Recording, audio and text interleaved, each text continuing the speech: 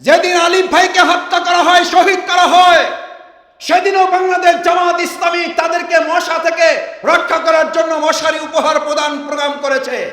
তারপর আমরা তাদের শীত বস্ত্র উপহার প্রদান করছি। আজকেও আমরা মেডিকেল ক্যাম্প করেছি আমাদের ভিন্ন ধর্মাবলম্বী মা এবং বোনদের জন্য। আমার সম্মানিত ভাইয়েরা, আমাদের প্রতিবেশী রাষ্ট্র বাংলাদেশকে নিয়ে বিরোবার চক্রান্ত করেছে, এখনো চক্রান্ত করছে, তার কার্ড হিসেবে ভিন্ন ধর্মাবলম্বী ভাই বোনদের ব্যবহার করছে। আজকে জানিয়ে দিতে চাই, সাম্প্রদায়িক কোন শক্তিকে কাজে লাগিয়ে বাংলাদেশকে অস্থির করতে দেওয়া হবে না। কারণ আমাদের ভিন্ন ধর্মাবলম্বী ভাই এবং বোনেরা একথা পরিষ্কার করে জানিয়ে দিয়েছেন, ভারত তুমি নিজেকে সামলাও। কতটা দুর্ভাগা হলে যেই খুনিকে, যেই ফ্যাসিস্টকে গোটা পৃথিবীর কেউ জায়গা দেয় নাই, সেই খুনি ফ্যাসিস্টকে ভারত আশ্রয় দিয়ে ভারতের জনগণকে আমরা দায়ী করছি না। ভারতের বর্তমান নরেন্দ্র মোদী সরকার সংবিধান লঙ্ঘন করেছে, আন্তর্জাতিক বিধি লঙ্ঘন করেছে। এই দায় নরেন্দ্র মোদী এড়াতে পারেন না, এই দায় তাকেও নিতে হবে। আপনারা পত্রিকায় দেখেছেন, সাংবাদিক বন্ধুগণ এখানে আছেন, গত কয়েকদিন আগে সেখানে আওয়ামী লীগের 4 জন ধর্ষককে গ্রেফতার করা হয়েছে।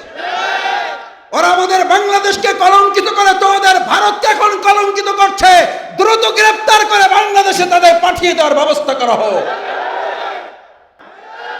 সুতরাং বাংলাদেশ জামাত ইসলামী 2006 সালের পর আপনারা খেয়াল করেছেন, একটা স্থূল কারচুপি নির্বাচনের মধ্য দিয়ে আওয়ামী লীগ যখন 2009 সালের ক্ষমতা গ্রহণ করে, ক্ষমতা গ্রহণ করার পর প্রথম প্রশাসনকে দুর্বল করার জন্য তারা তথাকথিত বিডিআর হত্যাকাণ্ডের ঘটনা ঘটিয়েছে।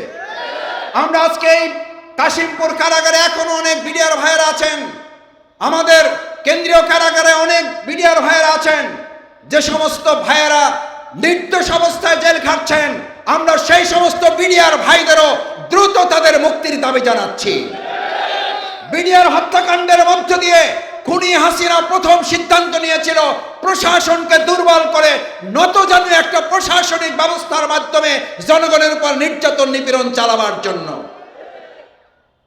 তারপর তারা সিদ্ধান্ত নিল দ্বিতীয় পর্যায়ে বাংলাদেশ জামাত ইসলামী হচ্ছে এদেশের দেশপ্রেমিক একদল ইসলাম প্রিয় মানুষ, তাদেরকে যদি দমন না করা যায় তাহলে তারা তাদের সেই ষড়যন্ত্র, তাদের যে মানুষকে শোষণ করার রাজনীতি, লুট করার রাজনীতি, ব্যাংক ডাকাতির রাজনীতি, এটা তারা করতে পারবেন না। তাই তারা দ্বিতীয় সিদ্ধান্ত নিল বাংলাদেশ জামাত ইসলামীকে দমন করা। আমাদের আমিরে জামাত মাওলানা দেলাওয়ার হোসেন সাইদি রাহিমাহুল্লাহ, আলী হাসান মোহাম্মদ মুজাহিদ, কামারুজ্জামান, আব্দুল কাদের মোল্লা, আমাদের মীর কাসেম আলী মিন্টু ভাইদেরকে গ্রেপ্তার করলেন।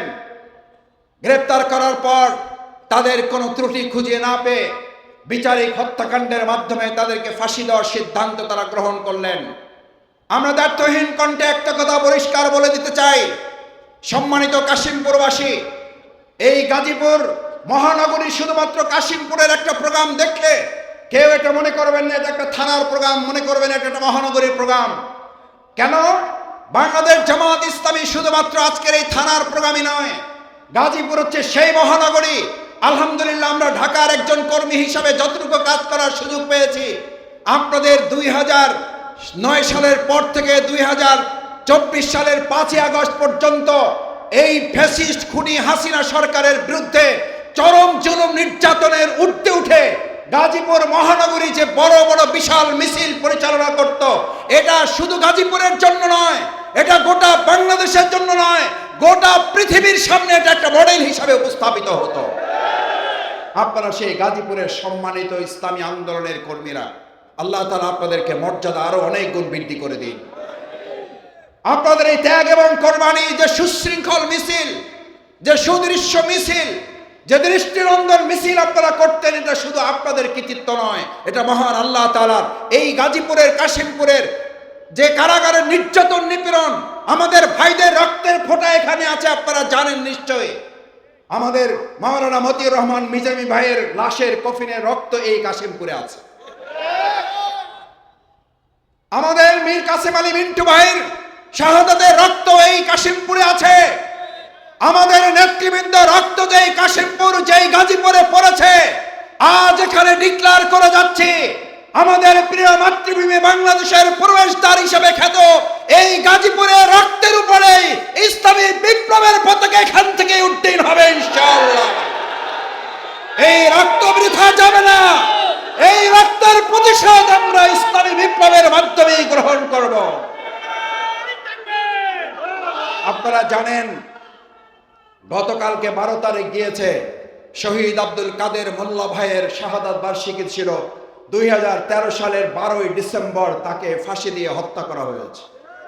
শহীদ আব্দুল কাদের মোল্লা ভাই পরিষ্কার ঘোষণা করেছেন, আমার মা বোনেরা এখানে আছেন, আমার ভাইয়েরা আছেন, আমার ছাত্র তরুণ যুবকেরা আছেন, আব্দুল কাদের মোল্লা ভাই ফাঁসির মঞ্চে যাওয়ার আগে দ্ব্যর্থহীন কণ্ঠে পরিবারের সাথে সাক্ষাৎ করতে এসে পরিবারের দিকে তাকিয়ে বলেছিলেন, আমি আব্দুল কাদের মোল্লার চোখের পানি যদি পড়ে তা জায়নামাজে পড়বে, তোমাদেরকে দেখে আমার চোখের পানি পড়বে না।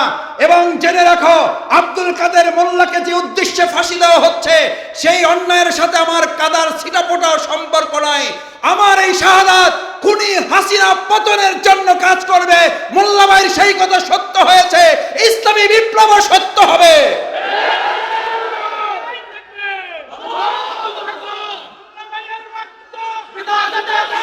ভাই এবং বন্ধুগণ, বাংলাদেশ জামাত ইসলামী, ইসলামী ছাত্র শিবির এদেশে কি চায়? বাংলাদেশ জামাত ইসলামী তো সেটাই চায় যেটা আমাদের তরুণেরা, যুবকেরা, শ্রমিকেরা 2024 সালের জুলাই আগস্টের গণ অভ্যুত্থানে চেয়েছে। এখানে শ্রমিক অধ্যুষিত এই অঞ্চল, বিগত সময়ে সরকার অত্যন্ত ন্যাক্কারজনকভাবে আমাদের শ্রমিকদেরকে কোণঠাসা করে রেখে শুধু কতিপয় পাঁচাটা সরকারের দালাল কিছু মালিকদেরকে প্রণোদনা দিয়ে আমাদের শ্রমিকদেরকে শেষ করে দেওয়া হয়েছে। আজ দাবি জানাচ্ছি অন্তর্বর্তীকালীন সরকার শ্রমিকদের ন্যায্য অধিকার যেন তাদের হাতে ফিরিয়ে দেওয়া হয়। আমরা এও দাবি জানাচ্ছি, ভিন্ন ধর্মাবলম্বী ভাইয়েরা এখানে আছেন, অ্যাডভোকেট সাইফুল ইসলাম আলিফ ভাইকে চট্টগ্রামে হত্যা করা হয় যেদিন, তার কয়েকদিন পরে আপনারা মিডিয়াতে পত্র পত্রিকায় দেখেছেন সেখানকার প্রশাসন সুনির্দিষ্ট তথ্যের ভিত্তিতে যে আসামিদের গ্রেপ্তার করেছে তার মধ্যে উল্লেখযোগ্য সংখ্যক ভিন্ন ধর্মাবলম্বীরা। যেদিন আলিফ ভাইকে হত্যা করা হয়, শহীদ করা হয়, সেদিনও বাংলাদেশ জামাত ইসলামী তাদেরকে মশা থেকে রক্ষা করার জন্য মশারি উপহার প্রদান প্রোগ্রাম করেছে। তারপর আমরা তাদের শীত বস্ত্র উপহার প্রদান করছি। আজকেও আমরা মেডিকেল ক্যাম্প করেছি আমাদের ভিন্ন ধর্মাবলম্বী মা এবং বোনদের জন্য। আমার সম্মানিত ভাইয়েরা, আমাদের প্রতিবেশী রাষ্ট্র বাংলাদেশকে নিয়ে বিরোবার চক্রান্ত করেছে, এখনো চক্রান্ত করছে, তার কার্ড হিসেবে ভিন্ন ধর্মাবলম্বী ভাই বোনদের ব্যবহার করছে। আজকে জানিয়ে দিতে চাই, সাম্প্রদায়িক কোন শক্তিকে কাজে লাগিয়ে বাংলাদেশকে অস্থির করতে দেওয়া হবে না। কারণ আমাদের ভিন্ন ধর্মাবলম্বী ভাই এবং বোনেরা একথা পরিষ্কার করে জানিয়ে দিয়েছেন,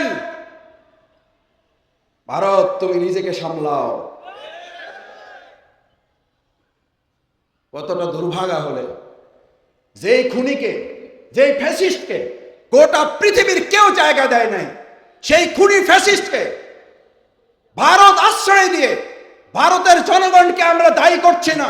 ভারতের বর্তমান নরেন্দ্র মোদী সরকার সংবিধান লঙ্ঘন করেছে, আন্তর্জাতিক বিধি লঙ্ঘন করেছে, এই দায় নরেন্দ্র মোদী এড়াতে পারেন না। এই দায় তাকেও নিতে হবে। আপনারা পত্রিকায় দেখেছেন, সাংবাদিক বন্ধুগণ এখানে আছেন, গত কয়েকদিন আগে সেখানে আওয়ামী লীগের 4 জন ধর্ষককে গ্রেপ্তার করা হয়েছে। ওরা আমাদের বাংলাদেশকে কলঙ্কিত করে তোমাদের ভারতকে এখন কলঙ্কিত করছে। দ্রুত গ্রেপ্তার করে বাংলাদেশে তাদের পাঠিয়ে দেওয়ার ব্যবস্থা করা হোক। আমাদের দিকে এখন চোখ রাঙানোর দরকার নেই। নিজেরা নিজেদের সামলানোর জন্য বাংলাদেশের পক্ষ থেকে, নাগরিকদের পক্ষ থেকে আমরা আহ্বান জানাচ্ছি। সম্মানিত ভাই এবং বন্ধুগণ, বাংলাদেশ জামাত ইসলামী একটা সুন্দর বৈষম্য মুক্ত, বৈষম্যহীন বাংলাদেশ চায়। সেই বাংলাদেশের উপকার বাংলাদেশ জামাত ইসলামী, এদেশের জনগণ যদি মনে করে সেরকম একটা সুন্দর বাংলাদেশের দিকে আমরা ধাবিত হতে চাই, সেই লক্ষ্যে বাংলাদেশ জামাত ইসলামী 4 দফা কার্যক্রম নিয়ে কাজ করছে। আমরা দাওয়াতের কাজ করছি, ইসলামের আলোকে সমাজ ব্যবস্থা পুনর্বন্টনের কাজ করছি, কারণ ইসলামের বিধানের আলোকে চললেই কেবল মানুষের শান্তি এবং কল্যাণ নিহিত হতে পারে। সিদ্ধান্ত নিতে হবে, আল্লাহর আইন চাই, সৎ লোকের শাসন চাই, এটার লক্ষ্যে আমাদেরকে সৎ নাগরিক হিসাবে নিজেদেরকে গড়েও তুলতে চাই। কারণ যে জাতি যেরকম হবে তার শাসন ব্যবস্থাও সেরকম হবে। আজ এখানে ভাইদের কাছে জানতে চাই, পর্দার আড়ালের মা বোনদের কাছে জানতে চাই, ভিন্ন ধর্মী ভাইদের কাছে জানতে চাই, আমরা ওমরের শাসন পাওয়ার জন্য ওমরের নাগরিক হওয়ার মতো তৈরি হতে সিদ্ধান্ত নিতে পারবো ইনশাআল্লাহ। আল্লাহ আমাদেরকে ওমরের মতো শাসন ব্যবস্থা কবুল করুন। সেই প্রত্যাশা ব্যক্ত করে কাশিমপুর সংগঠন থানা এবং মহানগরী জামাত আমার মতো ছোট মানুষকে দাওয়াত দিয়ে যে সম্মানিত করেছেন, আল্লাহ সুবহানাহু ওয়া তাআলা এখানকার ইসলামী আন্দোলনকে তার চেয়ে কয়েক শত কোটি গুণ সম্মানিত করুন, সেই প্রত্যাশা ব্যক্ত করে এই জমিনকে আল্লাহ তাআলা কবুল করুন। আসসালামু আলাইকুম ওয়া রাহমাতুল্লাহি ওয়া বারাকাতুহু।